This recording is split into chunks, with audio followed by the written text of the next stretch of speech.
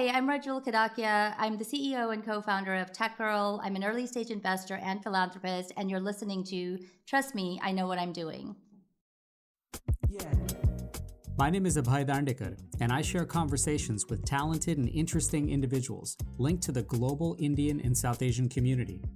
It's informal and informative, adding insights to our evolving cultural expressions, where each person can proudly say, "Trust me, I know what I'm doing." Hi, everyone. And on this episode of Trust Me, I Know What I'm Doing, as part of our ongoing Indiaspora series, a conversation with entrepreneur, investor, and philanthropist Rajul Kadakia. Stay tuned.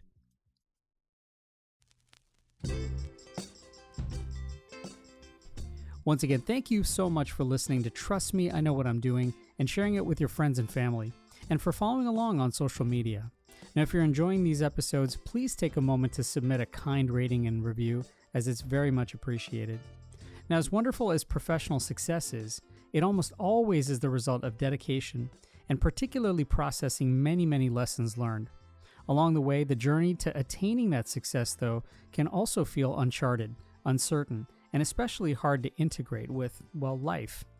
And for women, especially those who are entrepreneurs or founders in the tech and business world, managing and overcoming the many systemic barriers can make this feel like expending an immense amount of energy on a very, very lonely path. Rajul Kadakia is the CEO and co-founder of TechGirl, and thankfully is creating a more equitable landscape for women in the tech industry, and especially supporting vehicles for funding, development, and empowerment. She's a serial entrepreneur, investor, and philanthropist who started in investment banking and through her experience has built an expertise as an angel investor to identify and nurture promising startups, with a particular lens on women-led ventures. She's been a champion in promoting gender equity and empowering diverse founders, and through mentorship and collaboration is building a welcoming ecosystem that fosters inclusion and community building. Moreover, Rajul's commitment to giving and philanthropy is part of our core values, serving on many nonprofit boards and one of the Founders Circle members at Indiaspora, the nonprofit group that's inspiring and positioning global Indians to be a force for good. We caught up for a conversation about her ongoing work and the lessons learned from her many experiences, but I started by asking a bit more about TechGirl, especially what it's meant for her personally and why. TechGirl is a hyper-focused LinkedIn for first-time female founders. And so I always say this, TechGirl is something that I wish I had when I was a female VC-funded founder back in Silicon Valley. So that's how I got my start. But I was super lonely, didn't know how to open doors, didn't have another woman like me to actually talk to about what to do next, what's going on, kind of to navigate the space. And all too often, founders actually just fall off, or female founders fall off because they network differently, or they don't know the next step to take, or, who can they talk to about X, Y, Z? And so they just kind of fall out of the race. So one of the things I say, it's unfortunate that we still have to have a platform like TechGirl, but what's fortunate is that a lot of us are having these conversations now, which wasn't the case in my time. Yeah. So, there's a lot of men. I have four other co-founders, and two of them are men. So men are our allies. This is actually changing. My husband, he has a daughter. We have a daughter. Conversations are changing, which wasn't the case when I was an entrepreneur. Well, and you mentioned the word lonely. Right? I mean, like that feeling of being alone and not having community or mentorship or even people to pave paths in front of you.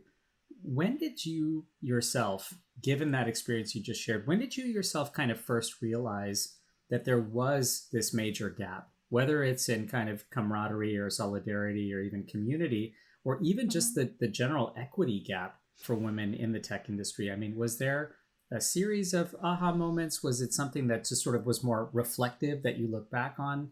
When did it become obvious to you that this was such an important gap that is there for women in this space? So I think it happened when I started mentoring other founders, and I noticed that the gap actually exists with all founders, but men have more resources. So I started mentoring founders, and that's when I'm like, okay, this is very interesting. They all have the same questions, like, how do I find a tech co-founder? What is vesting? What is a slide deck? how do I pitch? All of those questions are the same, but everything that's out there, well, not now, things are starting to get better, but when I started this, what was out there was still a gap for how women network, and everything is about networking. How do you open that first door? So women have children, yet there's all these happy hours. Women need to have babysitting, and they're just going here to all these events, and they're like, oh, okay. And you listen to this amazing, you listen to these amazing speeches. They're all successful people, but you come back and you go, great, how does this apply to me? And they still don't understand how it applies. So it's been, I guess I would say it's been a series of, things that have happened. But it started when I started mentoring founders, and then I started investing in female founders. So one of the biggest things that I noticed about female founders when I was mentoring them is that they're very isolated and lonely. So they think that there's not other female founders out there. They're always asking me, where can I find another female founder? And what is also really interesting is that they think it's just happening to them, which is crazy. Right. So something happens from a funding perspective, something happens from a setback, and they take it personally, like it's only happening to them. Yeah. And so then what I do is I connect them with other female founders. I'm like, oh my gosh, you have to talk to XYZ because this just happened to them.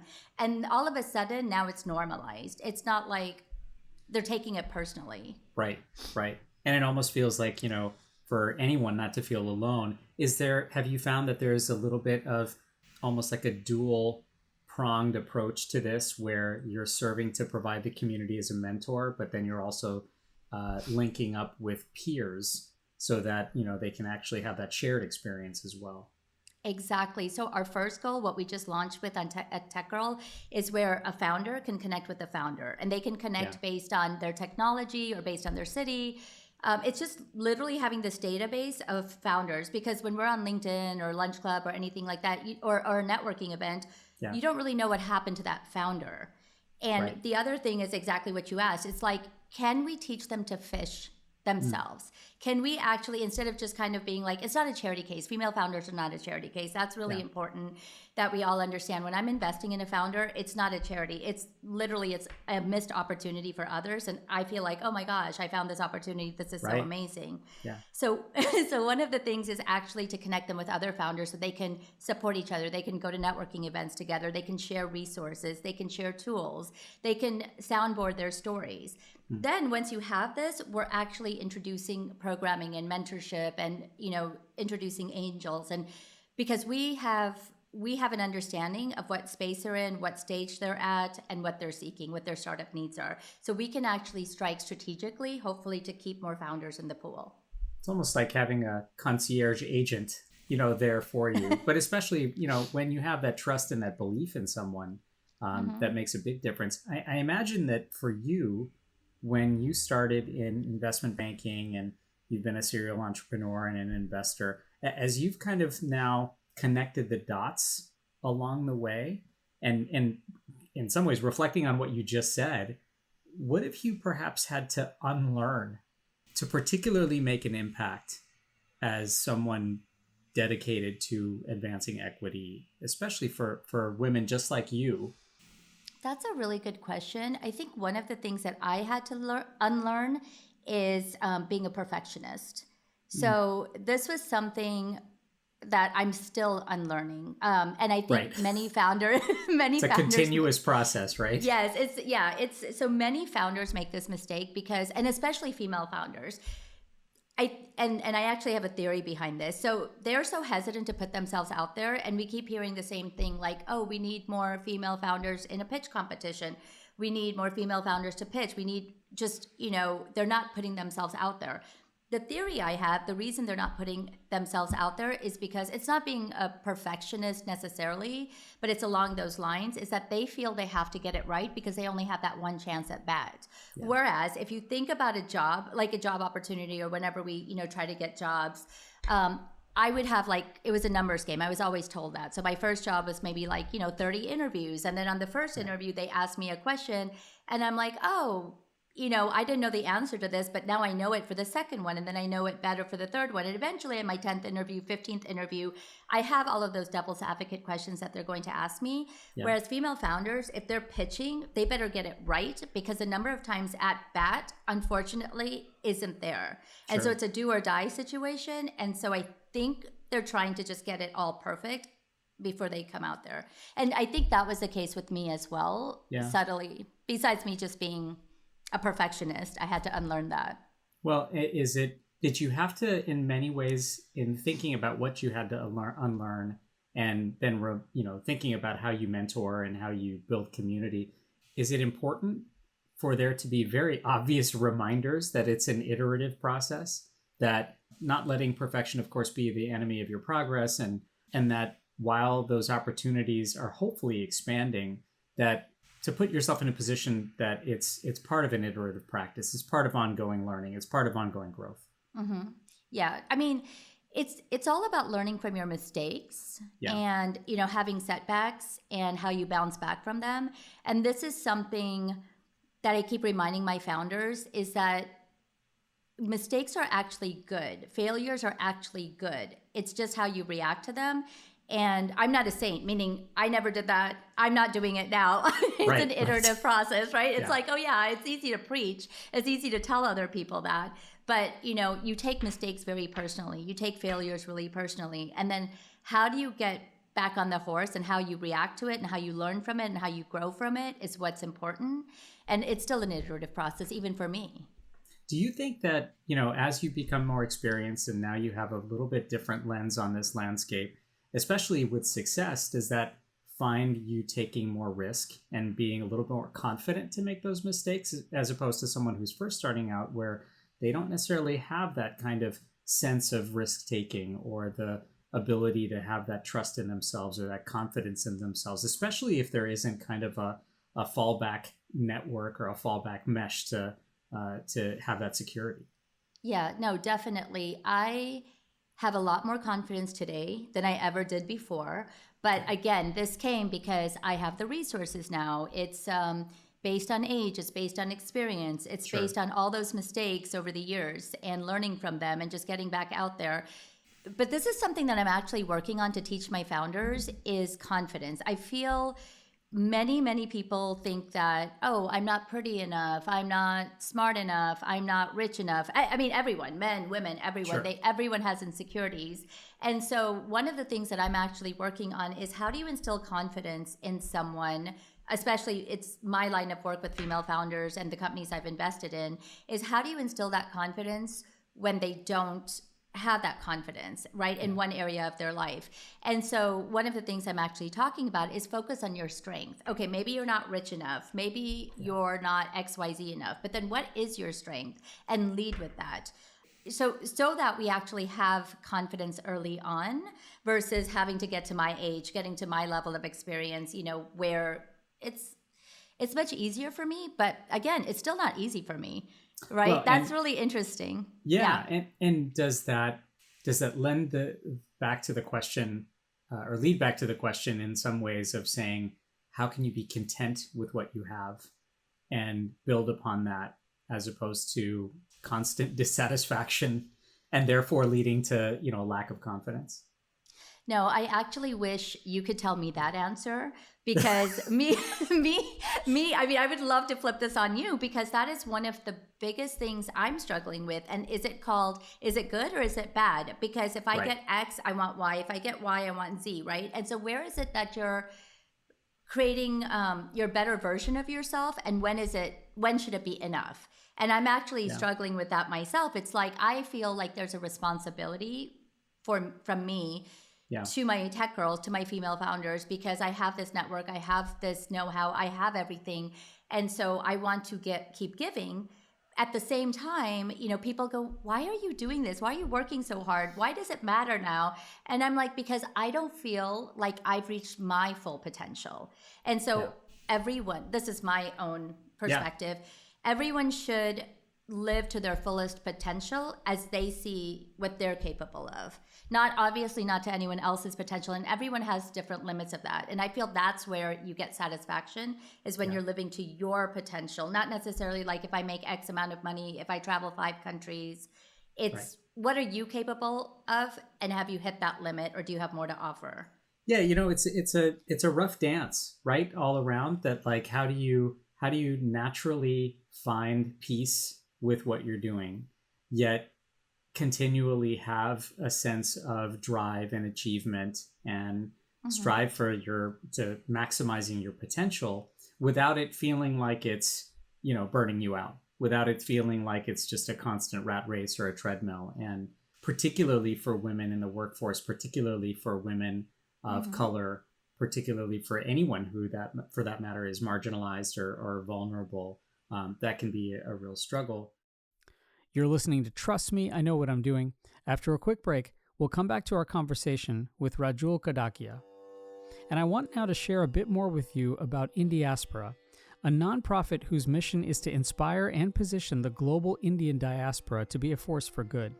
The organization is engaged in the areas of philanthropy, social impact, entrepreneurship, innovation, as well as civic and nonpartisan political engagement. Indiaspora is active in an ever-expanding list of countries, including the US, UK, Canada, the UAE, Singapore, and Australia.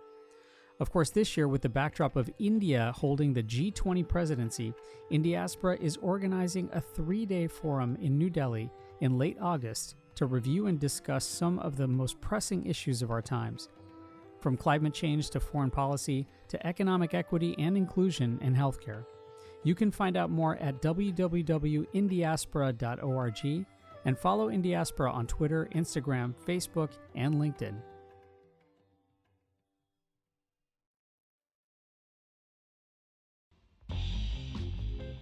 Conversation. It's the antidote to apathy and the catalyst for relationships. I'm Abhay, and I share conversations with global Indians and South Asians so everyone can say, "Trust me, I know what I'm doing." New episodes weekly, wherever you listen to your podcasts.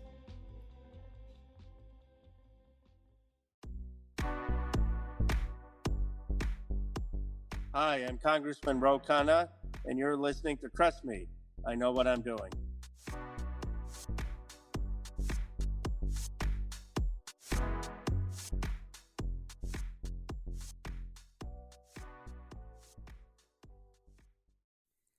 Welcome back to Trust Me, I Know What I'm Doing. Let's rejoin now our conversation with Rajul Kadakia. I wanted to lead into something that touches on, which is, does it mean something different in this space to be an Indian American entrepreneur and an investor with a lens on women in tech? Does that descriptor or label in any way change the narrative? I mean, it's a personal identity, of course, but how has that maybe changed your thinking in leading this, or even in the outcomes for that matter, particularly for women? So me as an Indian American, I've been really torn because my parents came here, but I was born here. Yeah. And so when I was younger, I was actually bullied being Indian, which, it's kind of like, I can't believe I'm actually talking about it because it's one of those things that I was always ashamed of. I was like, my grandmother would wear a sari and we were in Chicago and her and my grandfather would be walking and I'd be so embarrassed by this. So I think as I analyze myself, I'm like, I guess I started, building this shield around me. But at the same time, I grew up in a very Indian family, which means, I went... I embraced my culture, and it's almost like I was living 2 lives. And literally, I'm like, I would be split down the middle. It's like all of a sudden I put on this American white type of persona when I'm in the business world. And then I have this whole other side of me, which I go to the temple and, I go and do Garba, I'm Gujarati. And so all of this kind of stuff. And I'm very, very religious. So which comes from my culture. I love our culture. I love Bollywood movies. I love, learning Hindi or speaking Hindi. Yeah. So I feel like I don't bring that into my workspace, and vice versa. I don't bring that into the other side. And now at this age is where I'm starting to bring the two together. And I'm so proud of our culture, and I'm so proud, and I own it. And I'm just like, yes, I'm Indian American, and this is who I am, and I love it. You know, definitely thinking about how those lanes stay separate. Does the embrace, especially at this stage in your life and in your career, does the embrace of that and sort of integrating the two lanes together, does that lead to better outcomes? Does that lead to better business? I don't know if it necessarily leads to better. It could lead to better business, but I'm just not aware of it. In my case, I don't know if it necessarily leads to better business. I do find myself, for example, if you could see it, you could be it type of thing. So I do serve as a good role model to South Asian women. I started, investing in South Asian women. I'm starting to promote South Asian women. So I am giving back to South Asian women because I identify with them. I don't know if being Indian necessarily makes them a better business person. I guess it's more of the idea that, being your authentic self and being your whole self, rather than parking part of yourself at the door as you enter a room, is, certainly going to allow you to sort of just feel more comfortable with who you are, and therefore, kind of be 100% all the time. No, I love that you're saying this, because this is one of my values, is authenticity, right? And I think that value wasn't necessarily there in the beginning of my career. And I'm so glad you're mentioning it, because now I'm just like, own who you are. Again, back to the confidence thing, right? It's like, figure out your strengths, own who you are, be true to yourself so that you're just showing up. I have a son and a daughter. I want to be there in my true form, as my true self, versus being a hypocrite to myself. So totally agreed. Let me ask you this. I mean, how is your own experience perhaps, both for that matter, in parenting and leadership, made you particularly more empathic, especially with women who are, again, just first starting out and, in that space that can feel so lonely? Right. I think it was just experience. I got funded I was a venture funded founder a long time ago. I was one of the OGs. We're not going to say my age. We're not going to say my age on this podcast. Don't worry. But I was one of the original OGs. But I actually got funded after kids, which means that I had small kids. I've been married for 26 years, but we were like, what are gender roles? Who needs to be doing the homework? Who needs to be picking up? But I was VC funded. I had this huge pressure, and I was sitting there. I was a leader. I was a CEO, and I was a first-time CEO. So I didn't know what the heck I was doing. So even though it looks glamorous, like, oh my gosh, she's venture funded, I was in over my head, and I had no one to turn to. And I couldn't really talk about it at home, because we were already, and to be full disclosure, we were already having issues about parenting and about finances, about just normal life as we're growing, as we're building our family and stuff like that. So it's not like I could go home and complain. At the same time, I couldn't complain to my investors, and I couldn't complain. I was a CEO, so I couldn't tell any of my people that, were looking up to me. So it was a very, very lonely journey. And literally I would sit in the car, and I wish people would share more of this, is what I'm about to say, is that I would sit in the car and I would cry,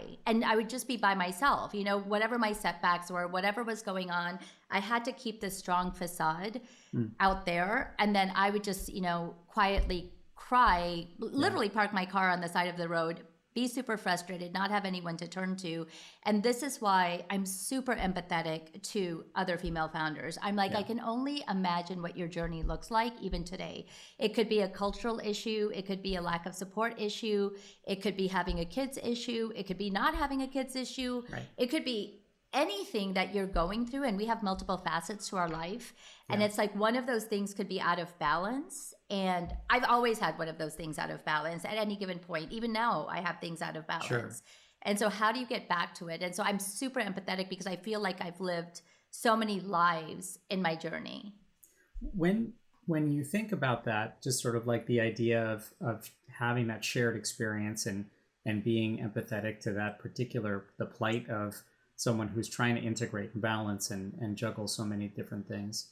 When did you first start to trust yourself as a leader and then understand that this is a part of of life as a leader, as a woman in the entrepreneurial and in the startup space or in the tech space or in the investment space? It's really interesting because it's like the imposter syndrome. We're actually talking about me as a leader. Other people talk to me as if I'm a leader, but me internally, I don't feel like that, which is really interesting, right? It's like so many people think I am a leader. I create change. I make change. I'm doing all of this. I feel like I'm a pioneer. I feel like I keep, trying to whatever I was doing with venture funding. I mean, we moved to Palo Alto and I'm like, I have to do this. And leadership kind of came second almost. Sure. It's one of these things that it's still evolving. It's still a work in progress. And so I don't know, meaning I am a leader. I don't know if I'm answering your question. I know I'm a leader. I love, creating change and being a good example to my kids, being a good example for society. But I don't view myself as a leader like I would view someone else, which is crazy. Do you find that there were switches? I mean, obviously the outcomes speak to your leadership, right? I mean, you've done great work and certainly there's a lot of success. Do you still have trouble trusting yourself? I do. That is a very interesting question. I'm so confident in myself, which is why I keep trying new things. And I'm so confident that I can connect with people. But everyone has insecurities, right? And so I keep coming back to this. It's like, yes, I trust myself that I can do anything I put my mind to. But do I have insecurities? Do I get nervous about things? Do I falter? Do I have doubts? Yes. Continuously. And this is something that I keep sharing with my founders, is that even at my level, even with my network, even with my resources, even with my experience, there's so many things I don't know. So for example, I'll give you an example.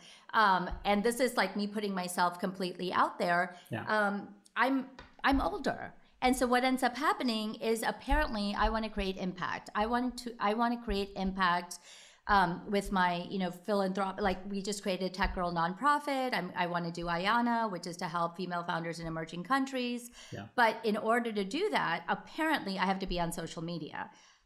What the heck? Right. What the heck? Oh no, not that.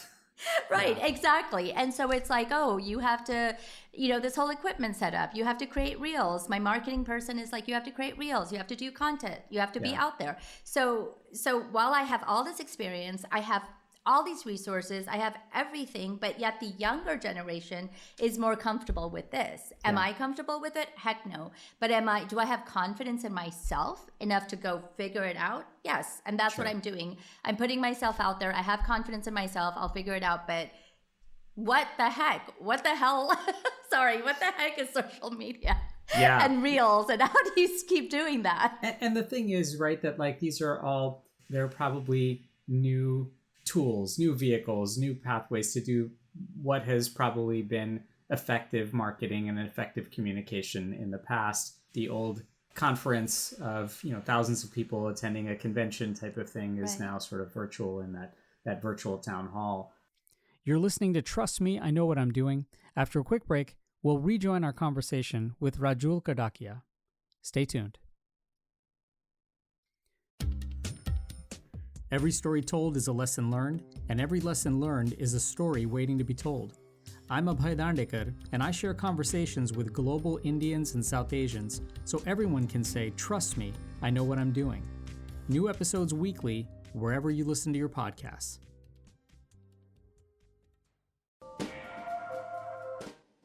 Hey, this is Cal Penn. I'm an actor, author, former public servant, and you're listening to Trust Me, I Know What I'm Doing.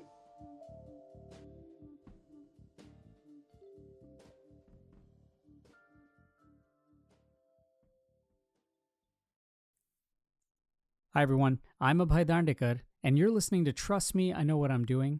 Let's now rejoin our conversation with Rajul Kadakia. I was thinking about sort of like bigger institutional things and structural things, and I was thinking about this from your experience. If you had to sort of prioritize, what kind of institutional structures or power levers are needed now to empower more women entrepreneurs and first-time female founders? What are some of those, really critical institutional items that just need to be disrupted or changed? I think from an institutional perspective, one of the biggest issues is funding. And that comes up over and over again, is funding for founders, funding for diverse founders.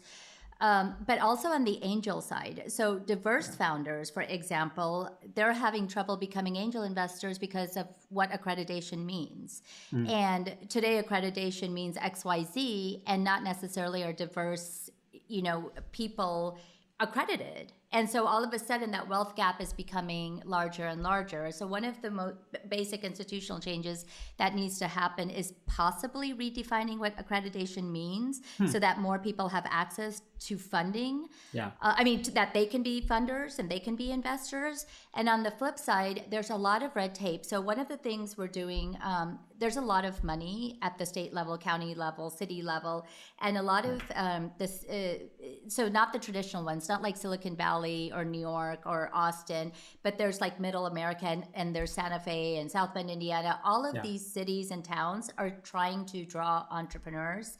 And one of the things that's happening is that they have so much money to disperse to founders in those areas, but there's just so much red tape. So one of the things we're doing with the TechGirl Foundation is hopefully we can actually access those grants and we can hand them out to, founders in need.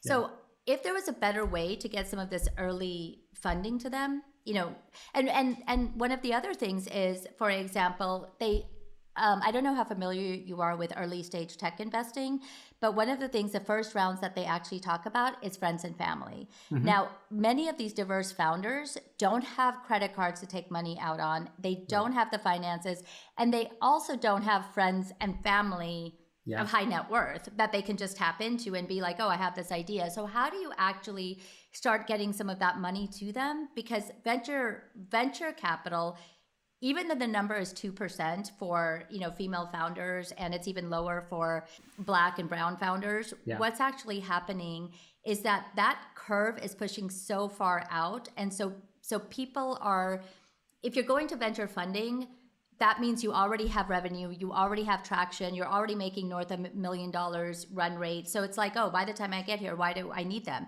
Right. But there's this huge gap right before venture funding where we really need to have more capital. And there's so many qualified founders. And this is exactly the space I play in. Now, it's a little bit more risky, obviously, but at the same time, the founders that I invest in are the ones who are coachable, the companies that I understand. So how do we actually connect angels with founders so that we can bridge this gap and the angels actually have that risk appetite?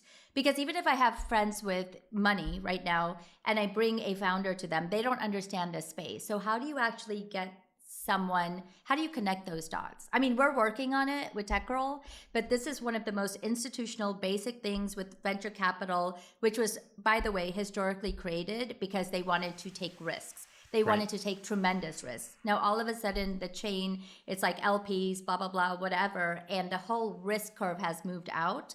And so we have a huge gap for both men and women. Yeah. They have to get very creative in getting that funding. Well, hopefully this kind of, what you're talking about really is just making it an easier sandbox, to sort of live in for women. And hopefully those kinds of institutional levers will get directed in a fast way and in an urgent way, just so all that money can flow a little bit better and create a lot more innovation. And I want to shift gears a little bit. We were talking about this earlier, but you're a member and in the founder circle at Indiaspora. How has Indiaspora particularly played a role in accelerating the development of the capital and the ladders for advancement, that we've talked about, especially for women? Is it solely the network? Is it the connecting the dots, if you will? What role has Indiaspora, perhaps played in this for you? So for me, it hasn't connected the dots necessarily for capital or, helping with capital for my founders. But what it has helped me with is getting connected to other philanthropic organizations, getting, connected to my South Asian heritage and culture and, connecting all those bonds and creating greater impact. Like I always tell MR, like I'm talking to him, for example, and I'm like, really want to bring Indiaspora to LA. I mean, of course, because I'm in LA, but I really want to bring it because, there are a lot of Indian people. And all of a sudden I feel like he's connected the dot, uniting us. He had a talk one time, which was really, it kind of resonated with me, which was Indian people don't organize in the same way that other people organize or other groups of people organize. And it was very interesting because as Indians or South Asians, we actually think of ourselves like, is that as South Asians, we just kind of stay out of trouble. We just, we're like, oh, just kind of, do our own thing. And whatever is happening here, that's not happening to us. It doesn't affect us. And we don't organize and we don't unite and et cetera, et cetera. And I'm like, oh my gosh, that actually opened my eyes. Yeah. I never thought about that. And I caught myself, again, staying authentic, being true to myself. And I caught myself, I'm like, I think I'm that way. I think I behave that way. So now all of a sudden I'm like, I want to embrace my culture. I want to stay connected with who I am. I want that for my kids. And I love this thread that he's kind of woven. Yeah. And will that transcend or translate directly into the institutional side or helping me with capital for my female founders? Time will tell. Yeah. But right now, it's still, I love what he has built and what Indiaspora stands for, because it's really about giving back. And it's all of these Indian people giving back. Well, so that, that's a big point. Why is giving and philanthropy, and whether it's, from the financial side or even the time and effort side, you mentioned trying to be able to develop and give back globally, right, to those women who are in emerging markets or emerging spaces. Why is that giving so central to your own mission? So this is really interesting because my friends, I mentioned this earlier, they're like, well, why are you doing this? Why don't you just relax and go on a vacation? What's going on?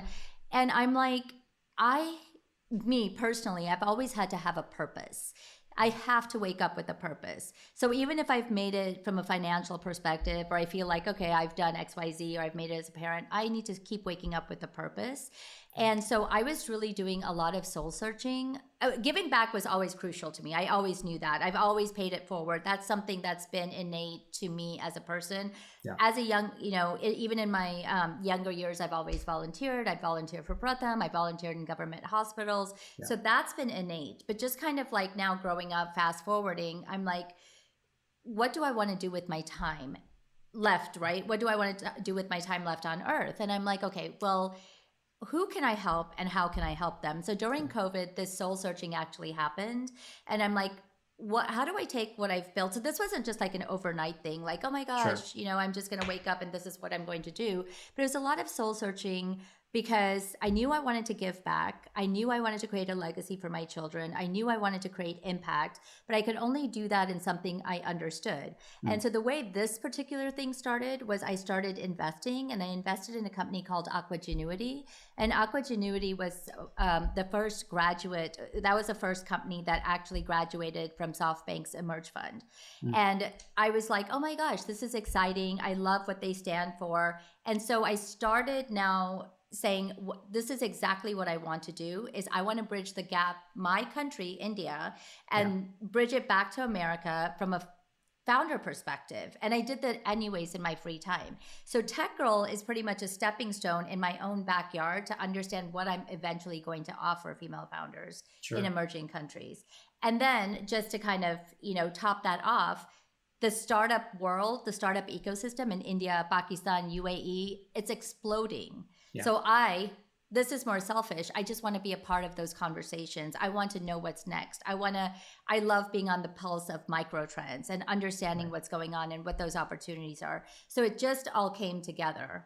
And it sounds like that feeds, that energy probably is very nourishing to young founders and earlier people who are earlier in their career, entrepreneurs, whether they're women or men, but definitely in those emerging markets. It sounds like just sort of seeing and hearing that hopefully also lends itself to more giving and more contributions and more philanthropy as well. If you kind of reflect on your own journey so far, and we've talked about sort of like how this has been shaped with, your identity and garnering trust and self-confidence, but both personally and professionally, and kind of now thinking about girls and women who are now entering that world of entrepreneurship or the startup environment, an ecosystem, or the tech space. What right now brings you optimism and hope and joy when you think about their future?